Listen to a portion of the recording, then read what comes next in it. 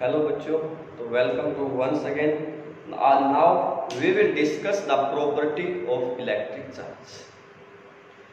बेटा जो चार्ज है उसकी चार जो है महत्वपूर्ण प्रॉपर्टी हम लोग जो है पढ़ेंगे। एक होगा उसका नेचर, दूसरा होगा उसका एडिटिव नेचर, एक होगा कंजर्वेशन और यूनिट। ठीक है, तो सबसे पहले जो उसकी प्रॉपर्टी जो सबसे इंपॉर्टेंट है point of view of examinations वो है क्वांटाइजेशन ऑफ चार्ज। क्या है बेटा? Quantization of charge. What is quantization of charge? बड़े ध्यानपूर्वक बड़े इत्मीनान के साथ जो है इसको समझेंगे बेटा। क्वांटाइजेशन ऑफ चार्ज का मतलब क्या है? क्वांटाइजेशन ऑफ चार्ज क्या है? ये क्या कहता है?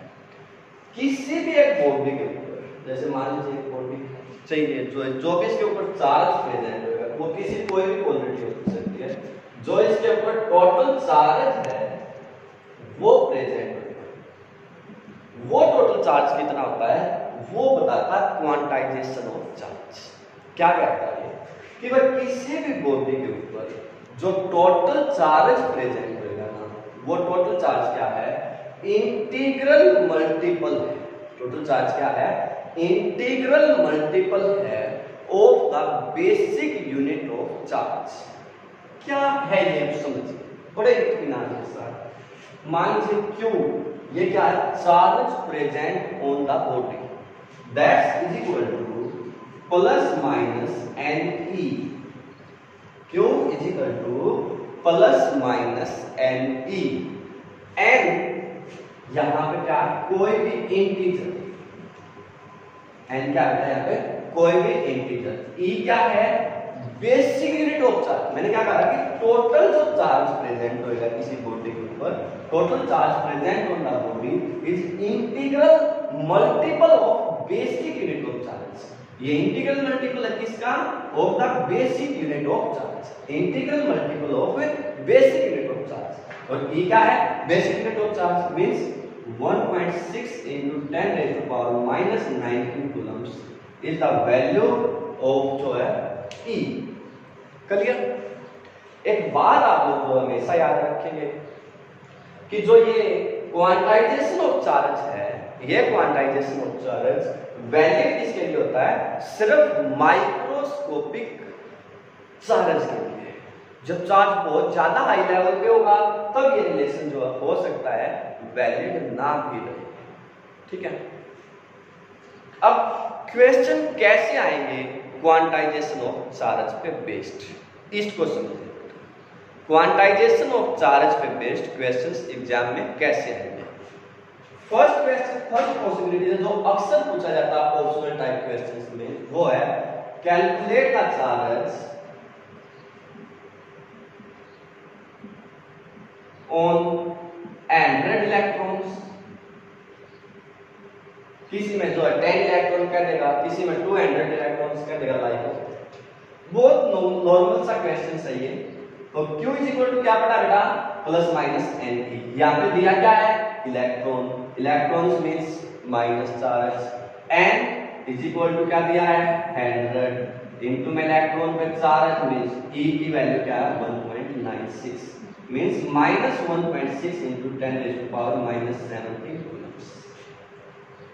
एक क्वेश्चन सीधा आता है यहां से इस तरह का कि वो उसमें क्या करेगा? आपको 100 इलेक्ट्रॉन दे देगा, किसी को 20 इलेक्ट्रॉन दे देगा, किसी को 10 दे देगा, किसी को 5 लाख दे देगा। लाइक है, बिल्कुल नॉर्मल। दूसरा क्वेश्चन यहां से क्या आता है बेटा? वो क्या है?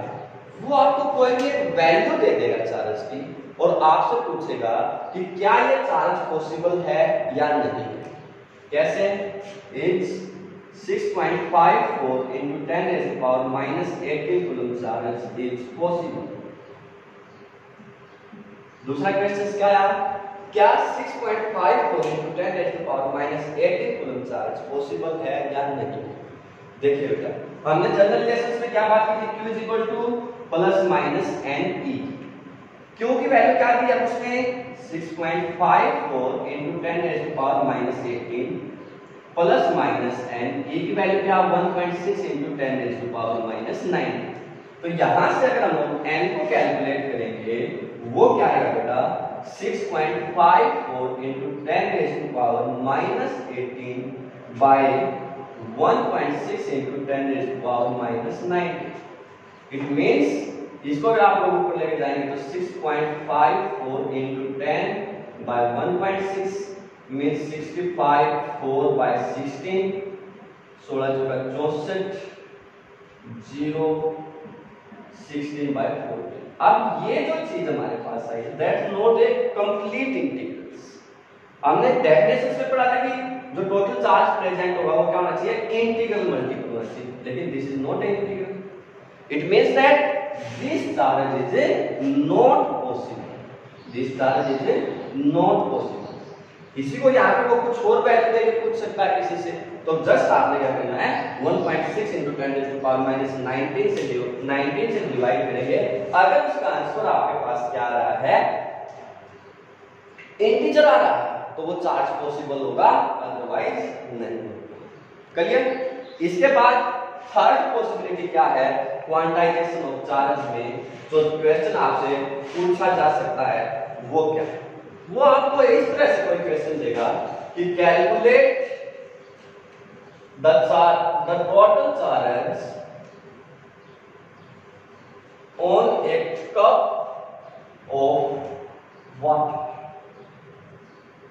like that. Calculate the total charge on a cup of water. अब ऐसे क्वेश्चंस में आपने क्या करना है बेटा, ये डायरेक्ट एनसीईआरटी के क्वेश्चंस है, बहुत गुंजाइश है कि आपसे डायरेक्ट पूछा जाए, तो आपने क्या करना है यहाँ पे वाटर की वॉल्यूम खुद कंसीडर करके चलेंगे, कुछ भी मान सकते हो, वो आपकी मर्जी है। मान लीजिए टोटल जो है water present in cup is equal to, let's suppose that हमने मान लिया 180 सीसी या 180 ग्राम। ऐसा मान लेना बेटा जो आपके पास क्या है बेस है 18 का मल्टीपल, ताकि उसको सोल्व करना आसान हो जाए। क्यों मानना है वो अभी मैं समझाऊंगा आपको। देखो जो वाटर है उसका केमिस्ट्री में सभी ने पढ़ा, फॉर्मूला क्या होता है H2O। इट मींस दैट जो मॉलिक्यूलर मास आपके पास होगा ऑफ वाटर वो आपको पता होगा हाइड्रोजन का 1 into 2 plus 16 is equal to 18 gram. It means अगर हम लोग जो है नंबर ऑफ मोल्स कैलकुलेट करते हैं ऑफ वाटर, तो वो क्या है बेटा 180 by 18 means 10 mole of water present है हमारे पास इसमें, एक कप ऑफ वाटर जिसकी वॉल्यूम हमने क्या मानी है 180 सीसी या 180 ग्राम। ये बात समझ में आ गई? अब देखो जो वाटर है ना बेटा उसका फॉर्मूला था H2O। अब हाइड्रोजन का एटॉमिक नंबर सबको पता है एक होता है, तो हाइड्रोजन के पास एक इलेक्ट्रॉन है, दो है तो इसका मतलब 2। ऑक्सीजन के पास 8 इलेक्ट्रॉन होते हैं। इट मींस दैट इसके पास क्या एक वाटर मॉलिक्यूल के पास कितने इलेक्ट्रॉन है बेटा 10। एक वाटर मॉलिक्यूल के पास कितने इलेक्ट्रॉन है बेटा 10। और एक मोल्स में कितने इलेक्ट्रॉन कितने एटम्स होते हैं, कितने मॉलिक्यूल्स होते हैं 1 मोल्स ऑफ वाटर, उसमें कितने मॉलिक्यूल्स होंगे बेटा 6.023 गुणा 10 की पावर 23 मॉलिक्यूल्स होंगे। अवोगाड्रो नंबर सबको पता है, एक मोल में इतने मॉलिक्यूल्स हैं। मोल कितने थे बेटा 10, तो 10 मोल ऑफ वाटर में कितने होंगे बेटा 10 into 6.023 into 10 raised to power 23 molecules। ये बात समझ? इतने क्या है मॉलिक्यूल्स, और एक मॉलिक्यूल्स के पास कितने इलेक्ट्रॉन है बेटा 1 molecules of water have 10 electrons। और मॉलिक्यूल्स कितने आ गए बेटा 10 into 6.023 into 10 raised to power 23 molecules have, so 10 into 10 into 6.023 into 10 raised to power 23 electrons। बात समझे कि नहीं समझे? तो इट मींस दैट यहाँ के पास है 6.023 into 10⁻25 क्लियर। अब क्वांटाइजेशन ऑफ चार्ज क्या कहता है कि जो टोटल चार्ज हो इसके बराबर होगा इंटीग्रल मल्टीपल। अब इंटीग्रल क्या आ गया, n की वैल्यू 6.023 × 10⁻23 और इनटू में e की वैल्यू 1.6 × 10⁻⁻9। क्लियर। तो this is the total charge present on A cup of water. This is the total charge present on A cup of water. एक और क्वेश्चन इससे आ सकता है बेटा, वो क्या है, वो आएगा कि एक कूलम चार्ज के लिए, एक कूलम चार्ज अगर हमें चाहिए तो उसके लिए कितने नंबर ऑफ इलेक्ट्रॉन की आवश्यकता होगी। Number of electrons in one coulomb charge, ये भी डायरेक्ट एनसीईआरटी का क्वेश्चन है। हाउ मैनी जो है number of electrons present in one coulombs means charge Q is equal to क्या बेटा plus minus Ne charge 1 coulombs plus minus Ne की value 1.6 × 10⁻⁻19 तो N is equal to 1/1.6 × 10⁻⁻19 means 1.6 × 10⁻19 means ये 10 तो ये होगा 5 8 तो 0.625 × 10⁻19 means 6.25 × 10⁻18 electrons are present in one coulombs। एक कूलम्स में कितने इलेक्ट्रॉन प्रेजेंट होंगे, तो charge is equal to 1 coulombs and आपको क्या करना है, कैलकुलेट करना है। क्लियर। एक और पॉसिबिलिटी भी है, वो अगर कहे कि मान लीजिए आपके पास ये जो है बल्ब है जिसमें टंगस्टन फिलामेंट लगा हुआ है, जो 1 सेकंड के अंदर लगभग 2 × 10⁸ इलेक्ट्रॉन रिलीज करता है। आपसे क्वेश्चन क्या है, ये बहुत हाई लेवल तक पढ़ा रहा हूं बेटा मैं क्वांटाइजेशन ऑफ चार्ज, क्योंकि ये बहुत इंपॉर्टेंट है। मैंने पहले ही कहा था कि हम जीरो से हीरो की तरफ चलेंगे। आईआईटी से लेके नीट्स तक के हर छोटे से छोटे और बड़े से बड़े क्वेश्चंस को हम लोग जो है स्टडी करेंगे।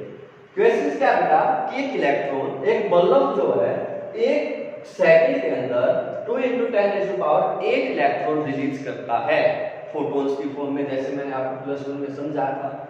तो वो कहता है कि एक बल्ब जो है वो 5 मिनट के लिए जलाया जाता है, 5 मिनट के लिए क्या करता है वो ऑन होता है। तो कैलकुलेट द टोटल चार्ज, क्या कहता है बेटा वो, कैलकुलेट द टोटल चार्ज कि कितना टोटल चार्ज उसके द्वारा ट्रांसफर किया गया।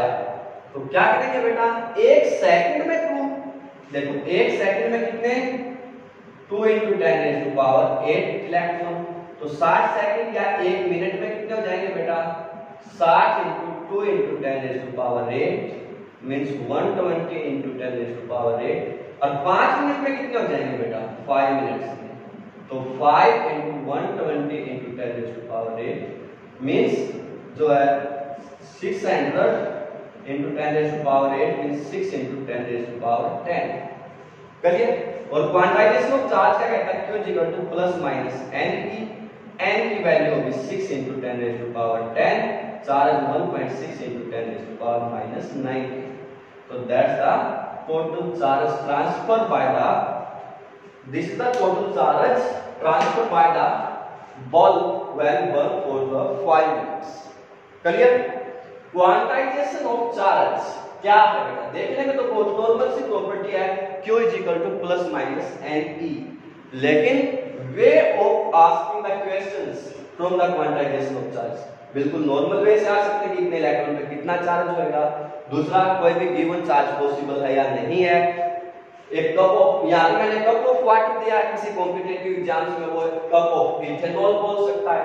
अब इथेनॉल बोलेगा तो चेंज क्या करना आपने, इथेनॉल का फॉर्मूला C2H5OH होता है, तो इसका मॉलिक्यूलर मास आपके पास 12 × 24 और 6 + 16, तो इसका मतलब 46 ग्राम हो जाएगा। तो आप ऐसा कोई इंटीग्रल मान लीजिए जो इसका उसको मान के ऐसे नंबर ऑफ मोल्स, फिर उसमें कितने इलेक्ट्रॉन होंगे सेम टू सेम। ईथर दे सकता, वो बेंजीन दे सकता, आपसे कह सकता है calculate the total charge on A cup of benzene. तो बेंजीन का फॉर्मूला आपको पता है C6H6, तो आपको कहेंगे इसका मोलिकुलर मास 78 ग्राम होगा। तो यहाँ पे कुछ ऐसा मान लीजिए जो 78 का मल्टीपल हो, ताकि कैलकुलेशन आसानी से हो जाए। समझ गए?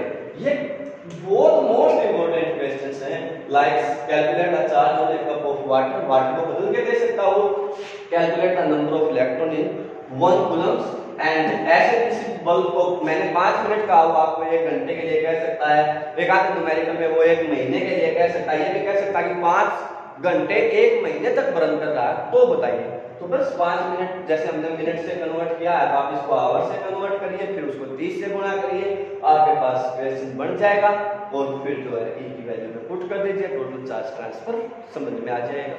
क्लियर बेटा?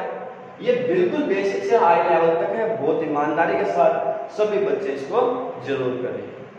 नेक्स्ट प्रॉपर्टी नेक्स्ट वीडियो में।